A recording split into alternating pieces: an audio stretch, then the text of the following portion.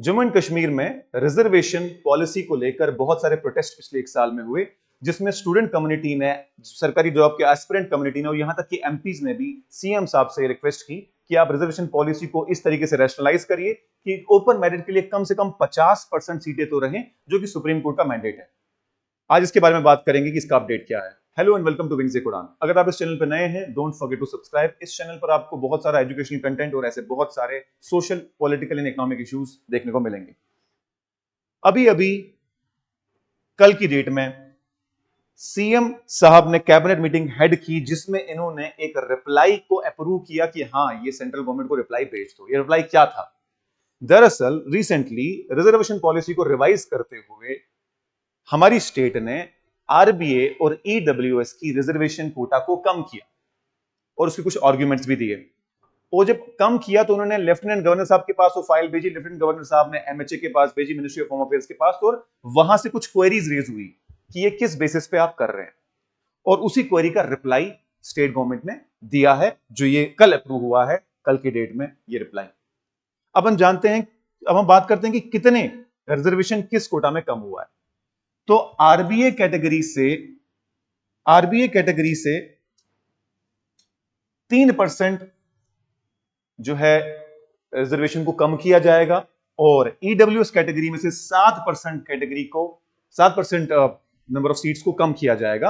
यानी total 10% seats अब open merit में डाले जाने की संभावना है। और आरबीए में अब जितनी भी सीटें थी, अब वो घट के 3% से कम हो जाएंगी, ईडब्ल्यूएस में भी घट के 7% से कम हो जाएंगी।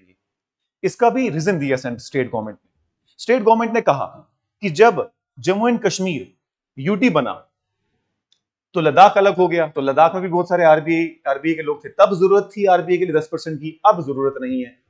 और वैसे भी आरबीए में रहने वाले लोग, जिस एरिया में, जिस इलाके में आरबीए के लोग रहते हैं, उस इलाके के लिए और भी रिजर्वेशन कैटेगरीज अवेलेबल हैं, वो उसको भी अवेल कर सकते हैं। ये जवाब दिया गवर्नमेंट ने as per this media report.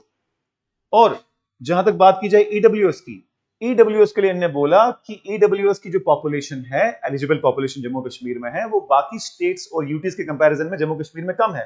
तो यहां 10% की रिजर्वेशन रिक्वायरमेंट नहीं है, यहां 3% में ही काम चल जाएगा।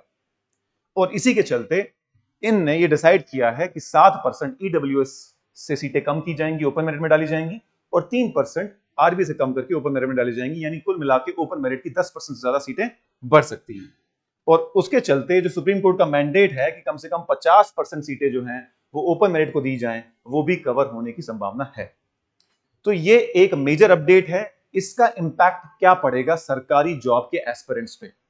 अगर number of seats open merit में बढ़ती हैं तो ये एक नेचुरल चीज है कि किसी भी सरकारी नौकरी का कट ऑफ जो पहले पुरानी रिजर्वेशन पॉलिसी का होगा उससे कम ही जाएगा, क्योंकि नंबर ऑफ सीट्स बढ़ी तो कट ऑफ कम होगा, नंबर ऑफ सीट्स घटी तो कट ऑफ ज्यादा जाएगा।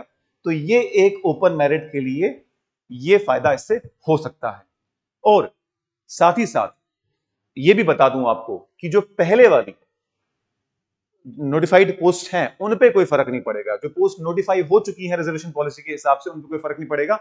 आने वाली जो अगर ये policy, reservation policy, rationalisation of reservation policy हो जाती है अप्रूव, उसके बाद की जो पोस्टें आएंगी उन पे इसका फर्क पड़ेगा। पुरानी नोटिफाइड पोस्ट पे फर्क नहीं पड़ेगा, वो वैसे ही चलेंगी जैसे चलती आ रही है। अब हमें वेट ये करना है कि कितना टाइम लगेगा इस रिजर्वेशन पॉलिसी को अप्रूव होने में, या फिर अप्रूव होगा भी कि नहीं होगा। आपको क्या लगता है, क्या ये ईडब्ल्यूएस के 7% कम करना और आरबीए की 3% कम करना जस्टिफाइड है, या कुछ और सोल्यूशन भी हो सकता था ओपन मेरिट को सीट बढ़ाने के लिए? कमेंट सेक्शन में बताइए। और व्हाट डू यू थिंक, कब तक ये पॉलिसी इंप्लीमेंट हो सकती है जेएंडके में? Thank you so much and all the best.